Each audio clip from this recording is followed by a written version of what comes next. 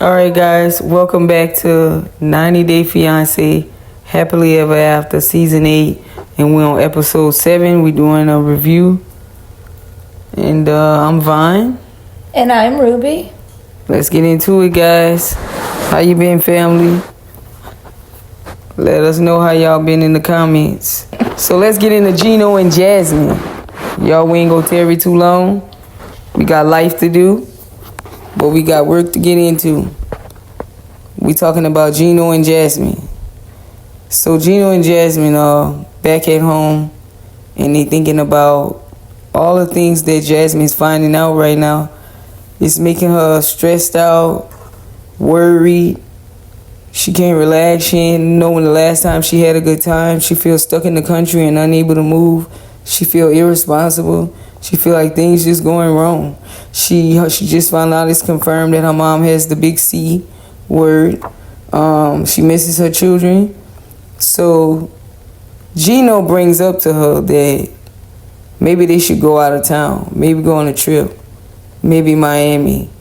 And she was like, yeah, my friend Alejandro already invited us. We might as well.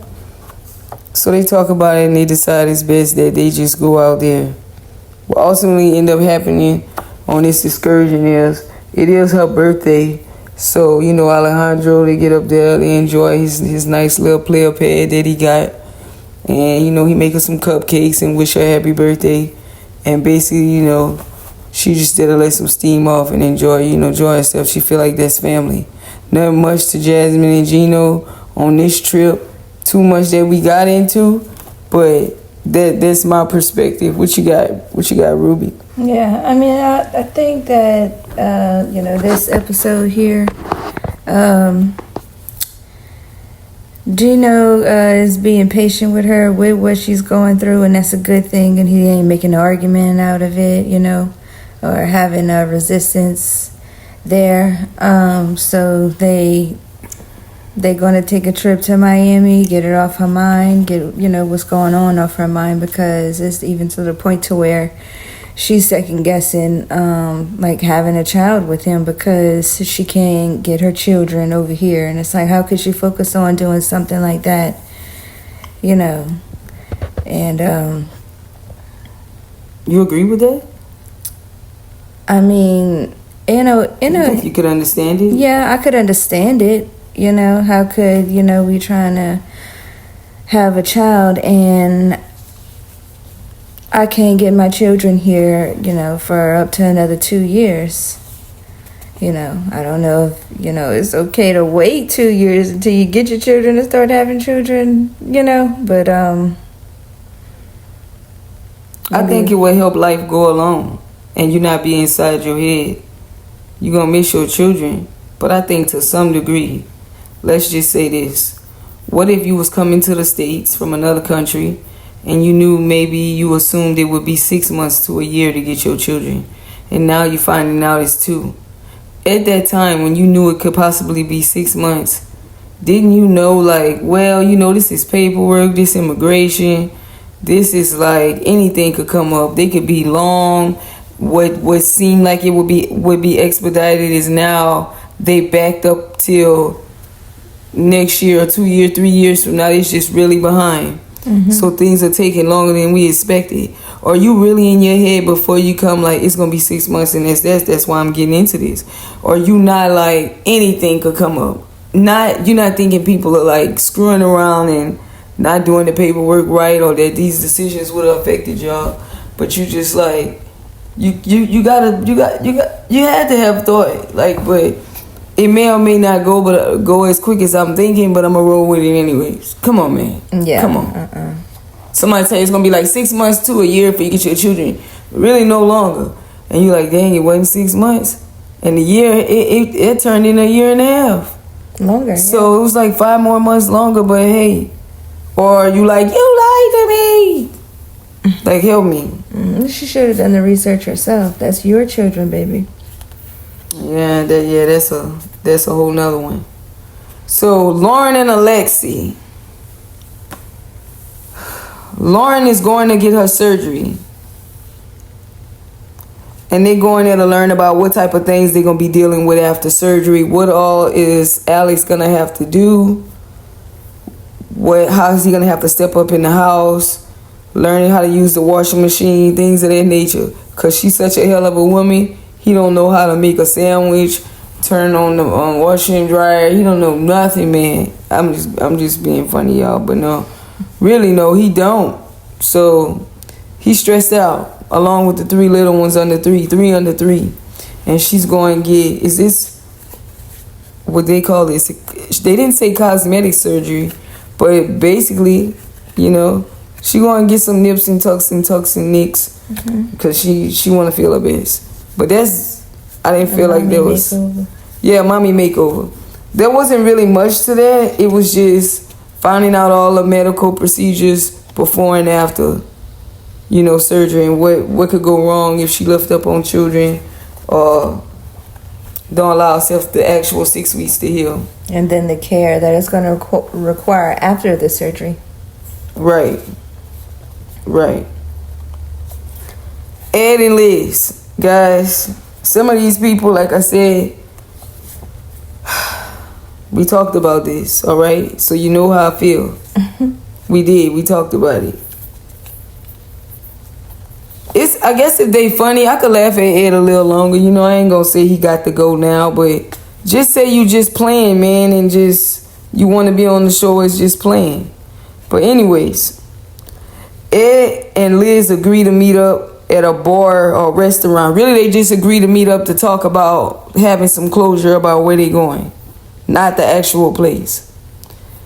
Ed talks all that he did for Liz and how she treated him in the front of his family. So he is really upset about the way she spoke to him in front of his Christian family, where the woman has a place and she don't cause scenes, and she's like Molly the maid, and she's just not gonna speak to her man that way.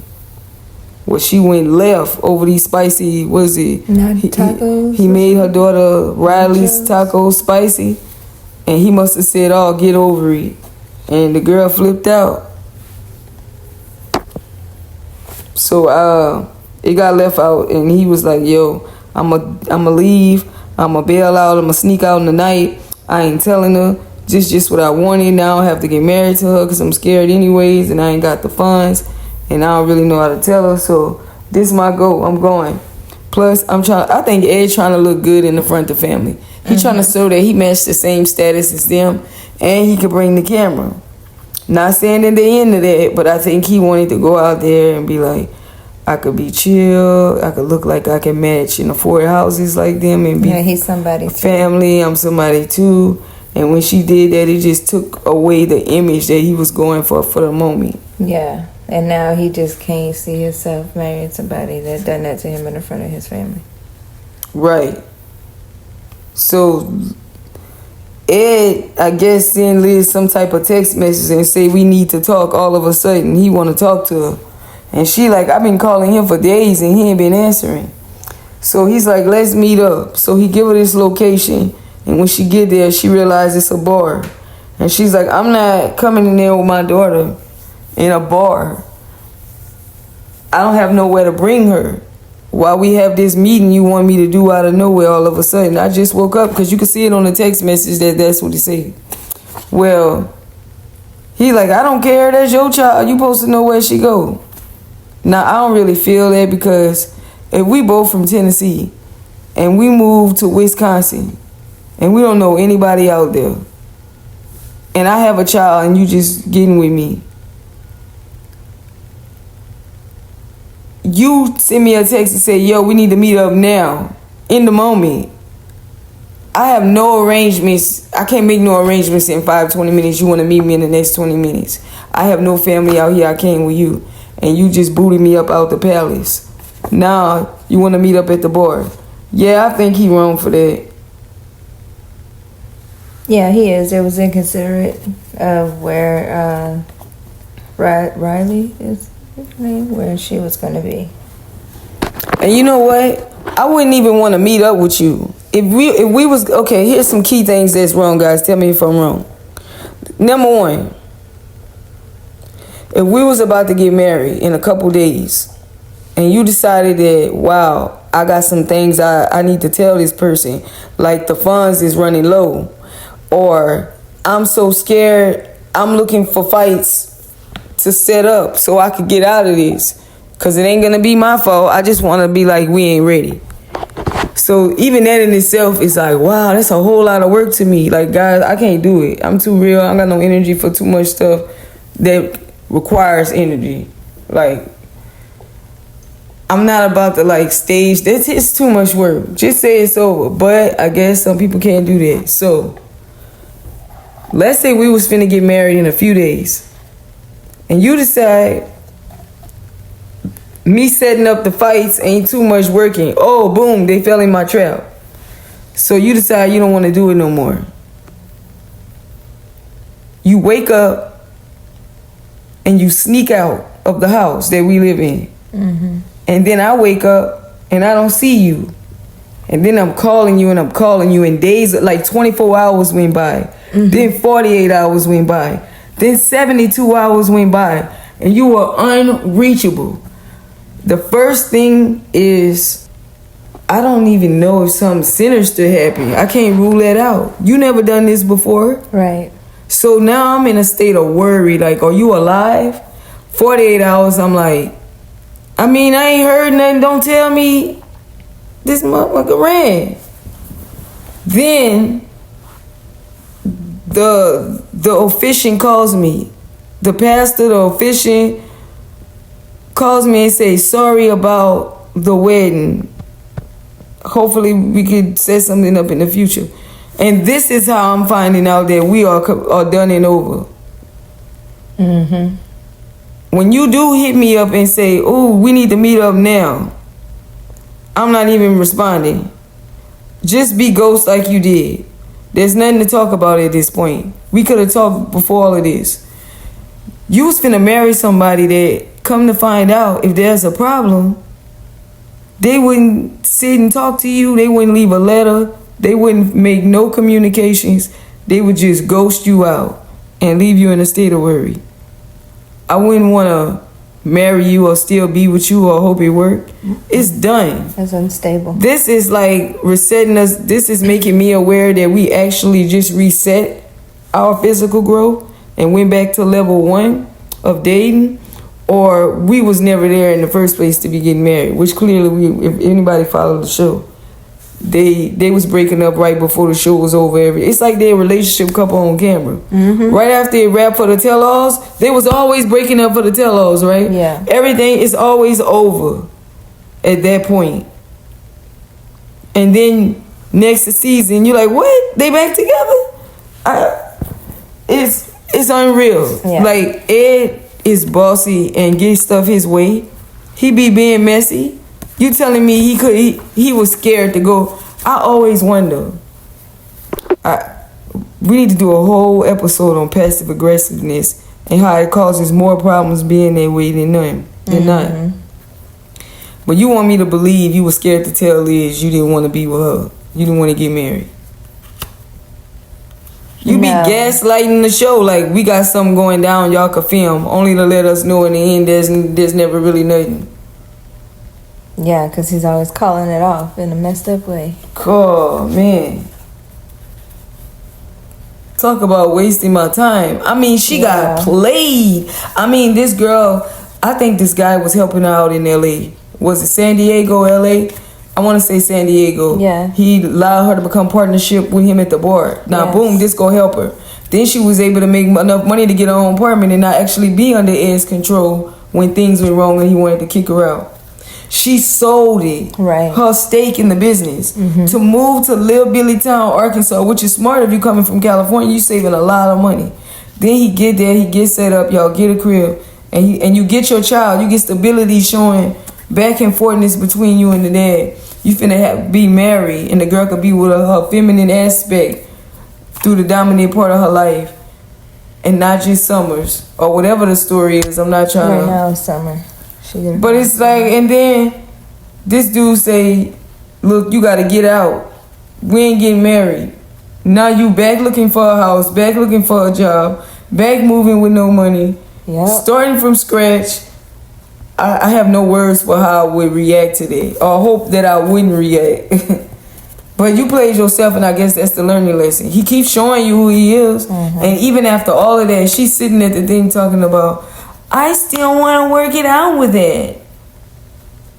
What? Yeah. No, something's wrong. You gotta be, if this is me and somebody, I'm gonna believe you using me. You gotta be using me the one still. If I'm treating you like this, I made you sell your business and move out here, and I got set up with my family, and now I want you to get out of the house today.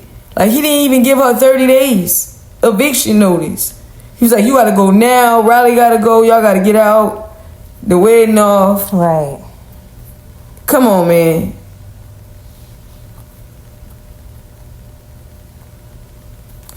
But we can't blame it on him, because she's sitting up there talking about, I'm not even offended. I'm hurt, but I still want to be with it. You want to be with somebody where the consistency of your relationship is unstable. You're always ending it.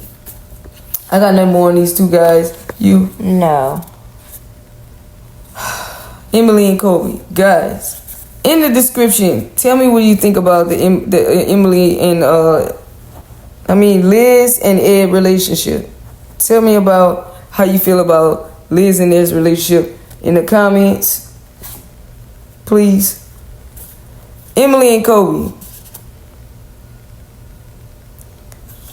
Emily and Kobe invite Kobe's friends out so that they can make up, bond, kind of start over fresh and get to know Emily. However, I think Emily offended them when she invited them to the bar, because they expected a more hospitality type thing from a feminine aspect. Now, at the table, they try to talk about the two different cultures, how a woman gets quiet when a man speaks. And Emily was like, look, I'm American. I'm from America. We ain't doing that. I'm talking. I'm American. And that man say, man, that's out of order. How can you deal? He looking at Kobe.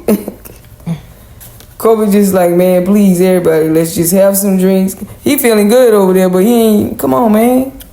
So anyways, Emily, they going in a disagreement, guys. Emily storms off. She said there ain't nothing she'll be able to do to make them like her. Kobe said, come on, they just telling you the mind of an African man.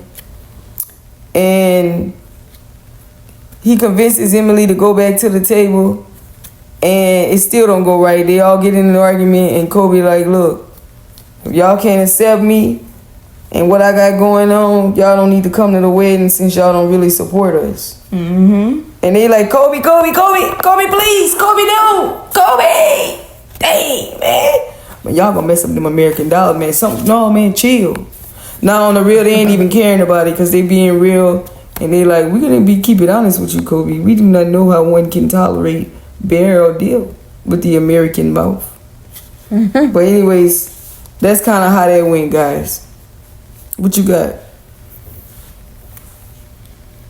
I'm glad that they was able to work it out, and Emily didn't cause a scene. She said she wasn't going to holler, she wasn't going to yell, she wasn't going to talk over anyone. So she's remaining, cool, calm, and collected, and classy.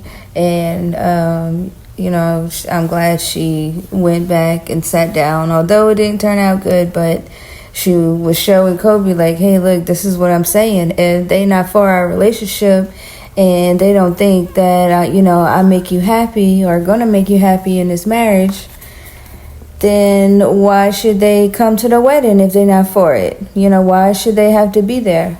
Why should they want to be there? So he was with her on that. She showed him, and she wasn't being childish about it. I just like the way she handled it as an American woman on her end. Why you say that? Because American women, they will get out of hand and they will be disrespectful quick. But and you like that she was? That she wasn't. She you feel like that. She held some back. She, still classy, and then she was in letting her husband know, hey, look, see, this is what I'm saying. You right. Yeah. So that's all I have about them. Yeah, it's cute. I know they just making for TV. They ain't doing too much though. It's authentic. Patrick and Thais. All right, y'all. Now this shit is funny to me, cause it started off crazy. Now y'all know Patrick don't really have a relationship with his dad. After his mom and dad split, he went to live in where they at in Brazil right now. Oh, I'm tripping. Yeah. So yeah, they went over to her country, and they in the apartment that they rented from the dad, and they setting it up, putting up they clothes, putting their clothes away, reminiscing on how they used to meet up with each other there in the past before they got married. And the dad knocked on the door, and he come in here with a can of paint, talking about the door gotta get done. They need to clean the walls. There gonna be some stuff that they need to do. And Thais in the background making all kind of faces. She ain't hiding them. It's funny. Check out my thumbnail. She, like, what? Now, mind y'all, Patrick got a leg. I don't know if he put this on because he knew his dad was going to be asking for him to do chores, so he put a fake cast on his leg. But even if he did, the dad still was like, I don't see no cast. We going to need all kind of stuff done. And he up there talking about, I want to go to the the ranch and help out.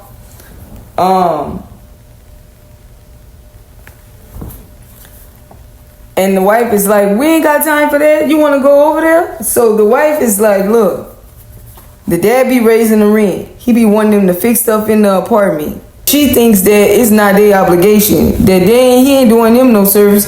They can get an Airbnb or whatever and just be off. Whereas when every time they with him, he asking for the rent money early. He want him to fix stuff. And it's just too much. So she like the dad always taking something from him. He ain't really actually spending time with Patrick, and she feel like Patrick is not seeing that the daddy is playing on his emotions, like using him. Like you think you hanging with your dad, but your dad is just like getting you to do chores, bro. Like for real, we could have just got an Airbnb and be laying down. You hear what is this services? How you gonna go up on the rent on us? Your own son? So he's like, I'm just helping him out, man, here and there. He says she think the dad got money, but the dad ain't got no money. I don't know, I just thought that was crazy. It's day one, I just got here, I got a cast on my leg. You come in here to see me, and I don't know when, and your granddaughter for the first time, and you already come with a can of paint. You at the door with a paintbrush and a can. Like, oh, this gonna go into work right now. This is what he about to do. Let me go and drop this off. Hey, Patrick, I got a list. You hear me? Patrick like, man, I ain't come out here for that. I'm trying to be on vacation. And it starts tomorrow. But he was passively explaining it to him. Oh, yeah, he was. He wasn't being straight up. Very passive. Yeah, he be getting other people to tell. When you talk to him, that ain't gonna work, bro. Yeah, he's very passive. That passive shit, man. I'm sorry. I'm not talking about go get all in people's face. I'm not even that person. I'm just saying, when the moment arrives for you to have to stand up and not do something you don't want to do or do something you want to do, you're going to have to check that role in you that don't want to do it. Because you're going to get jacked up out here in the streets, man. Yeah. Let's say you don't want to clean. Let's say somebody, like, hypothetically, y'all, I'm not saying go be defiant. Let's say the boss come to you and say, we finna have inspection tomorrow, and I want you to wipe the walls, bleach the tables, mop the floors, move all of the grills, get all back there. I want you to catch all the rooms in the lobby. I want you to get the window. And then the day come and you like, wow, everybody must got a lot of shit to do because how much she assigned me. And when you go out, it's just you. And then you see somebody on break for you like, why you out there for 30 minutes? And you like, the boss told me to chill because it's slow and there ain't nothing to do. What? And you thinking of all the stuff you have to do. Now you had an option here. Am I gonna continue to do all this or ask for help? I'm not gonna ask for help because I don't want to make it seem like that I'm a problem and I don't want to do it. But they have people playing on their phone. They on apps right now. And you over here having a time frame to do something. Are you punished? If somebody tell you come to the party, it's gonna be 10 dudes and one more girl coming with you, but the party don't start till 2 a.m. You gonna say yeah just cause you don't want them to be mad and think you not cool? Or you just gonna be like, nah, I'm good. Like, you don't even know how many people don't wanna appear uncool that they go and endure what's to come. Right. It's alright. Anyways, so that's Thais and Patrick. They out there. They finna celebrate their daughter's birthday, and they gotta go meet up with the dad soon. But right now, they just settling in, and the dad coming in here with paint and a whole. He in his jumpsuit too. Like, we can do it right now if you want. Shit, just say the word. And ready to work. Is he helping or he just dropping off work and leaving? Dropping off, probably. Dang, staying a little while, chit-chatting, and then leaving. That's crazy. He probably do all that just to hear, good job, Patrick. Thanks, appreciate it, from his daddy. Yep. People wrong for that, boy. Playing on people. I had this experience with one of my parents. I'm not gonna say too much, but when I picked up on it, I was like, oh, hell no. Never again. You see what you doing? You see I see you? Oh no. When people don't even care that you see them. Anyways. Ashley and Emmanuel. Ashley, as you know, is thirsty to meet Emmanuel people. Which by right she should have already met him. So I get her point, but it should have just been exercised a whole lot earlier. Nonetheless, she tells him she believes in deities. And he says he don't care what she does for a job. This is Emmanuel's uncle. So they take off to go meet the uncle. And when they get to the uncle, this is what she tells him. He don't understand anything she talking about. He just believe in the Virgin Mary or Maria. Ashley pretending she don't even know what that is. Even if I just don't believe she never heard that in passing, in life, in nothing. The Virgin Mary. Even if you know nothing else, you know what somebody's saying. So, of course you already know before they got there. Emmanuel prepped her. Don't be bringing that up. We talked about this. Now I need to keep seeing my family. So she just slid it in lightly. So they go to meet Ashley's friend Aaron for some drinks later that night. And Aaron talks to angelic beings, galactic beings in their language. I'm not, finna get into all of what she did. I was clowning with that earlier, but Aaron uses light language to give them an energy reading, like a quantum healer. She works with people's guides, like the ancestor guides. They speak to her through energy.